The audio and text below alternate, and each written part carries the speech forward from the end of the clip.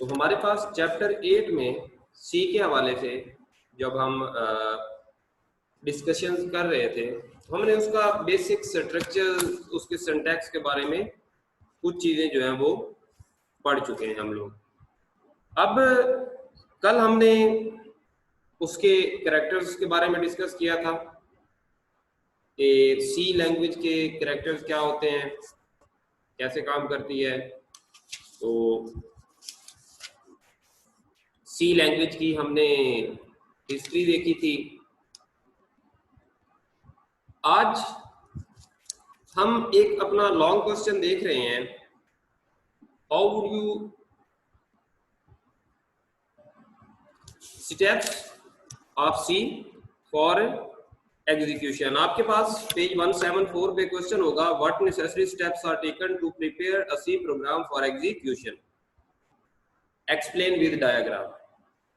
तो बेटा इसके जो स्टेप्स हैं उसमें सबसे पहला स्टेप है creating and editing a C program, यानी कि आप सी प्रोग्राम को क्रिएट करें और एडिट। अब इसमें सी प्रोग्राम को क्रिएट करना हम सबको पता है कि हम उसका जो बेसिक सिंटैक्स पढ़ा था, जो रूल्स पढ़े थे, उनको यूज करके काम करते हैं। इसमें प्रोग्राम को राइट करना, प्रोग्राम को मॉडिफाई करना और किसी स्टेटमेंट को डिलीट करना। दोबारा से, राइटिंग, मॉडिफाइंग और स्टेटमेंट अगर कोई हमारी डिलीट करने वाली है तो ये हम एडिटिंग में करते हैं, राइटिंग जो है वो हम क्रिएटिंग में करते हैं। अब ये सारे का सारा प्रोसीजर टेक्स्ट एडिटर की बेस पे होगा। अब टेक्स्ट एडिटर्स कौन से हैं? Like notepad, WordPad. इसके बाद जब हम कंपाइलर्स की बात करते हैं तो कंपाइलर्स हमें ये ऑप्शन प्रोवाइड करते हैं टेक्स्ट एडिटर की।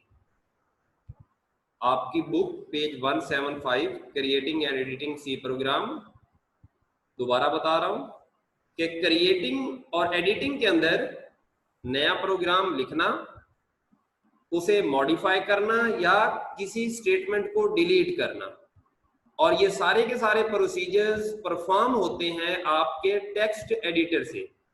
टेक्स्ट एडिटर आपको कंपाइलर प्रोवाइड करता है और टेक्स्ट एडिटर की एग्जांपल नोटपैड या वर्डपैड है। उसके बाद दूसरा हमारे पास है सेविंग अ सी प्रोग्राम। जब हमने एक प्रोग्राम को क्रिएट कर लिया, उसके अंदर नेसेसरी एडिटिंग्स कर ली, चेंजिंग्स बना ली, तो अब हम क्या करेंगे, अपने प्रोग्राम को फ्यूचर यूज के लिए अपने पास स्टोर करेंगे, अपने पास सेव करेंगे। Process of storing the program on disk is known as saving. अब जब हमें कोई प्रोग्राम बार बार चाहिए होता है, रिपीटिंगली हम उसे यूज करना चाहते हैं, तो उसके लिए हम क्या करते हैं, उसे सेव करते हैं। और सी प्रोग्राम की जो एक्सटेंशन है वो डॉट सी होगी। उसके बाद हमारे पास है कंपाइलिंग अ सी प्रोग्राम। हमने पढ़ा था कि कंपाइलेशन का मतलब होता है कि सोर्स प्रोग्राम को कन्वर्ट करना ऑब्जेक्ट प्रोग्राम में। तो compiling a C program means conversion of source program into object program, और इस प्रोसीजर को हम कहेंगे कंपाइलेशन या कंपाइलिंग अ सी प्रोग्राम। अब जब हम प्रोग्राम लिख रहे होते हैं तो हमने अभी बात की कि जब उसे सेव करते हैं तो डॉट सी में सेव होता है। इसका मतलब है वो कौन सा था, वो सोर्स प्रोग्राम था, वो ह्यूमन लैंग्वेज में लिखा हुआ कोई प्रोग्राम था, हाई लेवल लैंग्वेज में। अब उसे मशीन लैंग्वेज में जब हम कन्वर्ट करेंगे तो उसे हम कहेंगे कि वो क्या हो गया, वो प्रोग्राम हमारा कंपाइल हो गया है। क्योंकि सोर्स प्रोग्राम डायरेक्टली एग्जीक्यूट नहीं हो सकते कंप्यूटर से, उसे पहले मशीन लैंग्वेज में या ऑब्जेक्ट प्रोग्राम में चेंज करना पड़ता है, उसके बाद ही जाके वो हमारे पास एग्जीक्यूट हो सकता है। ऑब्जेक्ट प्रोग्राम को सेव करने के लिए extension dot object OBJ use की जाती है नॉर्मली। उसके बाद हमारे पास है लिंकिंग अ सी प्रोग्राम। नेक्स्ट स्टेप हमारा कौन सा है? लिंकिंग अ सी प्रोग्राम। अब ये लिंक करने का मतलब क्या है? इसका मतलब है कि जो हमारे प्रोग्राम के अंदर लाइब्रेरी फाइल्स हैं उन्हें ऑब्जेक्ट प्रोग्राम के साथ लिंक करना। दोबारा से, लाइब्रेरी फाइल्स को ऑब्जेक्ट प्रोग्राम के साथ लिंक करने को हम कहते हैं लिंकिंग अ सी प्रोग्राम। अब ये सारी की सारी फाइलें इनपुट और आउटपुट के हवाले से हमें रिक्वायर्ड होती हैं, और हर लाइब्रेरी फाइल को एग्जीक्यूट करने से पहले हमें ऑब्जेक्ट के साथ लिंक करना पड़ता है, अदरवाइज हम उसे एग्जीक्यूट नहीं कर सकते। अब इसमें एक चीज आती है लिंकर। लिंकिंग क्या होती है कि लाइब्रेरी फाइल को ऑब्जेक्ट प्रोग्राम के साथ लिंक करना। इसके लिए यूज होते हैं लिंकर। लिंकर क्या होते हैं? A program that combines the object program with additional library files is known as a linker. दोबारा से, a program that combines the object program with additional library files is known as a linker. Page 176 IT series वाली book का। उसके बाद है loading अ C programme. C program को load करना, यानी कि सेव हो चुका है, वो हमारी किसी स्टोरेज लोकेशन पे सेव है। अब लोडिंग के अंदर हम क्या करते हैं कि जो एग्जीक्यूटेबल फाइल्स हैं, .exe की फाइल है जिन्होंने एग्जीक्यूट होना है, उन सारियों को मेमोरी में लोड कर दिया जाता है। मेमोरी मींस रैम में, और हमें पता है कि रैम से ही हमारी सारी की सारी फाइल्स जो है वो प्रोसेसर के पास जाके एग्जीक्यूट होती हैं। उसके बाद जो प्रोग्राम इन फाइल्स को, एग्जीक्यूटेबल फाइल्स को मेमोरी में लोड करता है उसे हम लोडर कहते हैं। अब ये याद रखिएगा, लिंकर क्या होता है? जो लाइब्रेरी फाइल्स को ऑब्जेक्ट प्रोग्राम के साथ लिंक करता है। लोडर कौन होता है? एक ऐसा प्रोग्राम जो हमारे एग्जीक्यूटेबल फाइल्स को मेमोरी में लोड करता है, उसे हम कहते हैं कि वो हमारा क्या है? लोडर है। उसके बाद है एग्जीक्यूटिंग अ सी प्रोग्राम, यानी कि सी प्रोग्राम को एग्जीक्यूट करना। एग्जीक्यूट का मतलब सिंपल है कि हम उसे रन कर देते हैं। The process of running an executable file is known as executing. अब जब हम प्रोग्राम को कंपाइल कर चुके हों और लिंक कर चुके हों, उसके बाद हम उसे क्या कर सकते हैं? एग्जीक्यूट कर सकते हैं। उसके बाद हमारे पास, अब एक मिनट के लिए मैं इसे रिवाइज कर देता हूं। क्रिएटिंग एंड एडिट के अंदर प्रोग्राम, नया प्रोग्राम लिखना, उस प्रोग्राम को मॉडिफाई यानी कि उसके अंदर कोई चेंज करना और उसमें से कोई चीज डिलीट करना। सेविंग प्रोग्राम क्या था कि उस जो प्रोग्राम हमने अभी बनाया था, क्रिएट किया था, उसको अपने पास सेव कर लेना किसी लोकेशन पे, किसी मेमोरी लोकेशन, स्टोरेज लोकेशन पे, ताकि उसे फर्दर यूज किया जा सके। कंपाइलेशन का मतलब क्या था? उसको कंपाइल करना, उस प्रोग्राम को क्या करना? कंपाइल करना, यानी कि अपने कोड को ऑब्जेक्ट कोड के अंदर या ऑब्जेक्ट प्रोग्राम के अंदर कन्वर्ट करना। क्योंकि हम जो प्रोग्राम लिखते हैं किसी भी लैंग्वेज में, उसको पहले कंपाइल करके मशीन लैंग्वेज में कन्वर्ट करते हैं और उसके बाद उसको एग्जीक्यूट करते हैं। उसके बाद है लिंकिंग। लिंकिंग का मतलब अभी मैंने आपको बताया कि लाइब्रेरी फाइल्स को ऑब्जेक्ट फाइल्स के साथ लिंक कर देना, और इसके लिए जो प्रोग्राम यूज होगा वो लिंकर होगा। उसके बाद है loading C program. Loading C program का मतलब है कि एग्जीक्यूटेबल फाइल्स को मेमोरी के अंदर लोड करना, और जो प्रोग्राम यूज होगा इस काम के लिए, लोडिंग के लिए, उसे हम कहेंगे कि लोडर। उसके बाद एग्जीक्यूटिंग सी प्रोग्राम का मतलब है कि एग्जीक्यूटेबल फाइल्स को रन कर देना, अपने सिस्टम के ऊपर उन्हें चला देना, जिसके बाद हमारा जो सॉफ्टवेयर होता है वो वर्किंग में आ जाता है। ये एक डायग्राम, ब्लॉक डायग्राम है, आपकी बुक पे भी बनी हुई है, पेज 175 पे। सबसे पहले the user enters program and save it as source file. सबसे पहले क्या करता है, यूजर अपनी सोर्स फाइल बनाता है, वो वहां पे एंटर करता है और आपके पास क्रिएट होती है सोर्स फाइल। अब सोर्स फाइल पे कंपाइलर अप्लाई करता है ट्रांसलेशन। अगर ट्रांसलेशन यस हो जाए, यानी कि सक्सेस हो जाए, अगर ट्रांसलेशन यस या सक्सेस हो जाए तो क्या कर दिया जाता है, उसे लिंकर के पास भेज दिया जाता है लिंक करने के लिए। अगर फेलियर हो जाए, अगर नो हो जाए या प्रोग्राम आपका फेल हो जाए तो एरर लिस्ट जनरेट कर दी जाती है, लिस्ट ऑफ एरर्स। अब लिस्ट ऑफ एरर के बाद यूजर को कहा जाता है कि इसके अंदर से एरर्स को करेक्ट करें। उसके बाद ये वापस रिवाइज हो चुकी है, अब ये नई एक सोर्स फाइल बन चुकी है, इसको दोबारा भेजा जाएगा कंपाइलर के पास। अब अगर इसके एरर्स रिमूव हो चुके हैं तो ये कहां आ जाएगी, ये नेक्स्ट में चली जाएगी आपके पास और ऑब्जेक्ट फाइल्स में लिंक होने के लिए। उसके बाद ये एग्जीक्यूटेबल फाइल बन जाएगी .exe, जो हमने स्टेप बाय स्टेप पढ़ा। उसके बाद लोडर इस फाइल को लोड कर देगा मेमोरी के अंदर। जब ये फाइल लोड हो चुकी है तो उसके बाद अब इसे क्या कर दिया जाएगा, एग्जीक्यूट करने के लिए मेमोरी लोकेशंस पे पहुंचा दिया जाएगा। वहां पे वो जब हम उसको एग्जीक्यूट करेंगे तो वहां से वो सारी की सारी इंस्ट्रक्शंस पहुंच जाएंगी।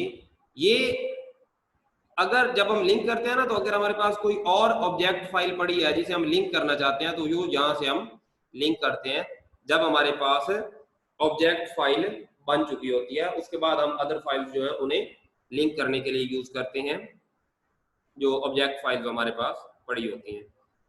उसके बाद बेटा हमारे पास डिफरेंस था लिंकर एंड लोडर। अब की difference between a linker end loader, अभी हमने बात की थी कि हमारे पास लिंकर एग्जीक्यूटेबल फाइल्स जनरेट करता है, जबकि लोडर एग्जीक्यूटेबल फाइल्स को लोड करता है। लिंकर एग्जीक्यूटेबल फाइल्स को जनरेट करने के लिए यूज होता है, लिंक करने के लिए यूज होता है, जबकि लोडर उन्हें लोड करने के लिए यूज होता है। कहां पे, मेन मेमोरी में। उसके बाद लिंकर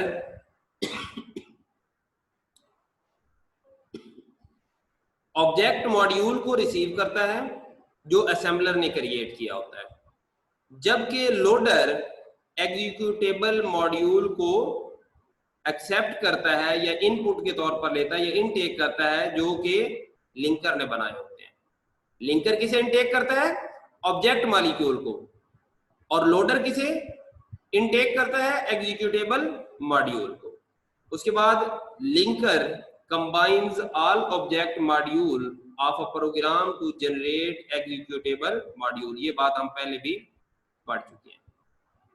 उसके बाद हमारे पास लोडर क्या करता है, allocate spaces to an executable module, उनकी स्पेस के लिए। उसके बाद लिंकर को हम लिंकेज एडिटर या डायनामिक लिंकर कह सकते हैं, इसकी क्लासिफिकेशन कर सकते हैं, जबकि loader absolute loader, relocatable loader या डायनामिक रन टाइम लोडर, इसको क्लासिफाई किया जा सकता है इन चीजों के साथ। इन लिंकर और लोडर के डिफरेंसेस के लिए ये बात आपको बताई थी। उसके बाद है, अभी हमने पढ़ा था कि जो सी प्रोग्राम की फाइल है वो .c है, और कहीं पे अगर C++ या CPP, यहाँ पे अगर प्लस प्लस की जगह PPP आ जाए .cpp, तो इसका मतलब यह है कि ये सी की एक लैंग्वेज है जिसका नाम है सी प्लस प्लस। एक सी है जिसे हम पढ़ रहे हैं और एक है सी प्लस प्लस। की डिफरेंसेस क्या है?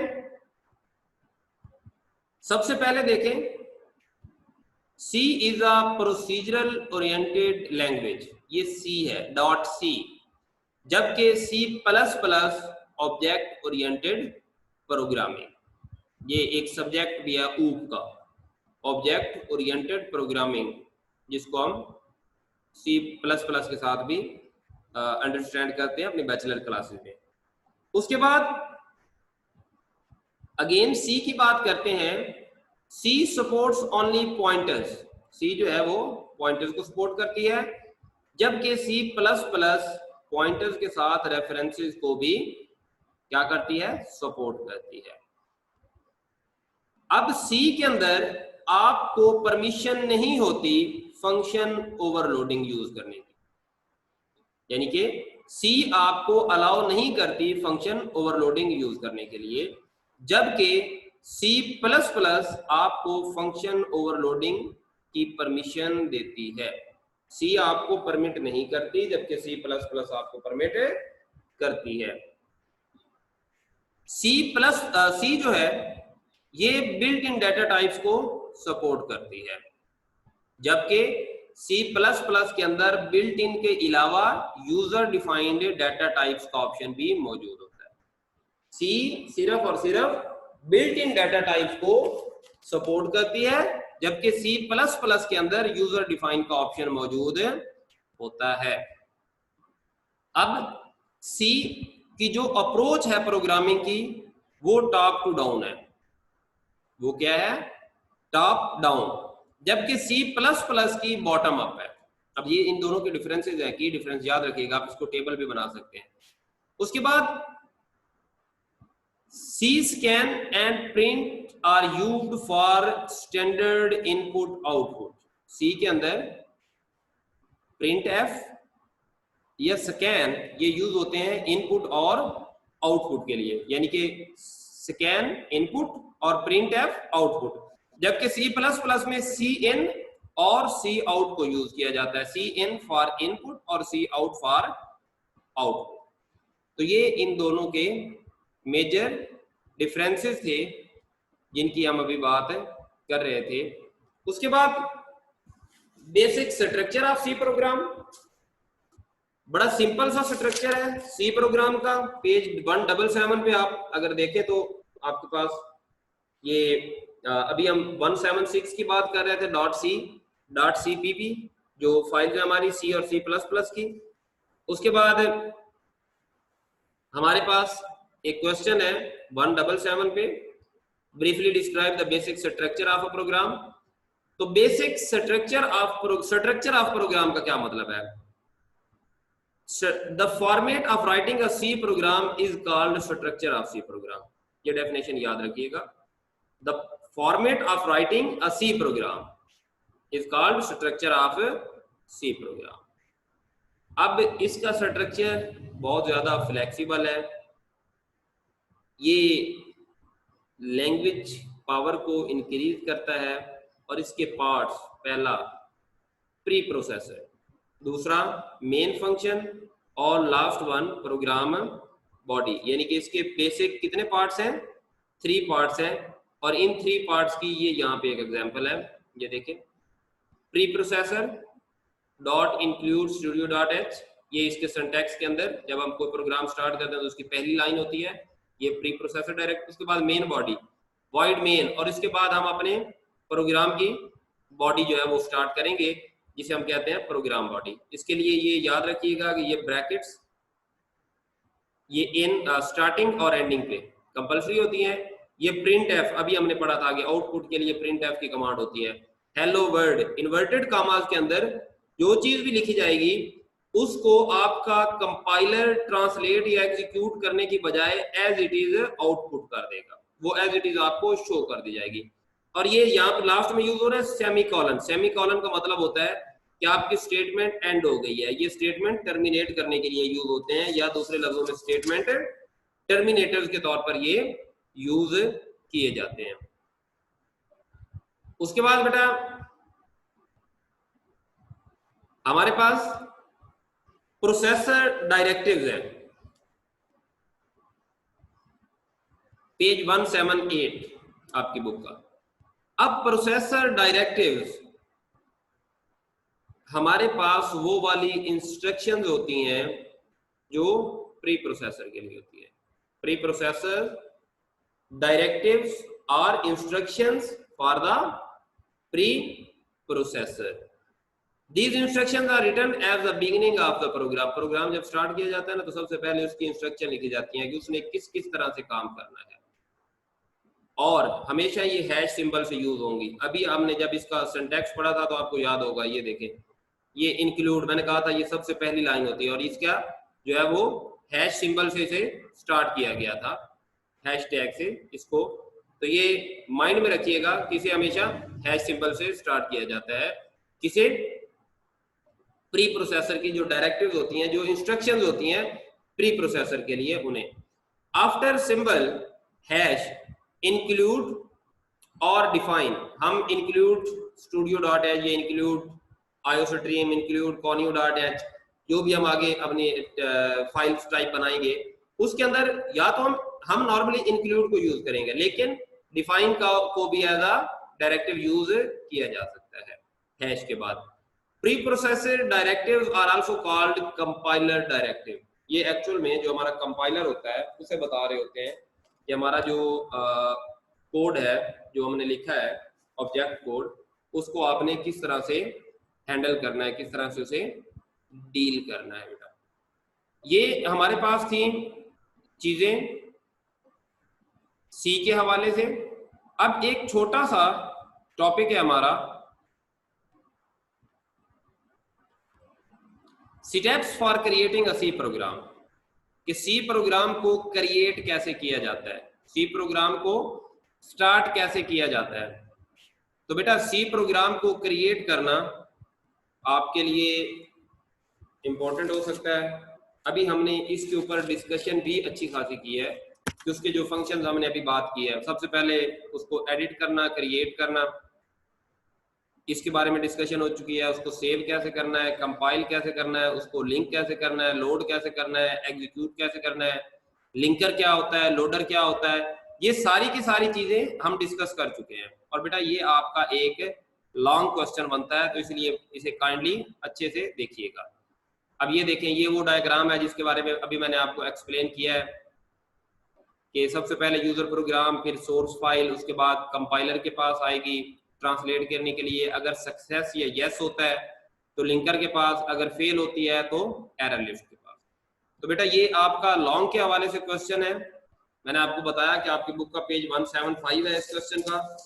तो काइंडली आपने मुझे एक फेवर देनी है, नेक्स्ट क्लास में जब आप लोग आए तो आपके पास माइक्रोसॉफ्ट वर्ड में एज एन असाइनमेंट ये क्वेश्चन लिखा हुआ और ये हैंड रिटन होना चाहिए, सॉरी माइक्रोसॉफ्ट वर्ड में कह रहा हूं, आपके रजिस्टर पे, और ये हैंड रिटन होना चाहिए। और सबसे पहले ये क्वेश्चन स्टार्ट करने से पहले आपने अपना नेम और रोल नंबर लाजमी लिखना है। मैं स्क्रीन शेयर करके ही आपका देख लूंगा कि आप लोगों ने क्या लिखा है, और किसी का एक दूसरे का कॉपी नहीं होना चाहिए। तो बेटा अब आप लोगों के ये डायग्राम आपको थोड़ी सी ब्लर थी हमारी दूसरी फाइल पे,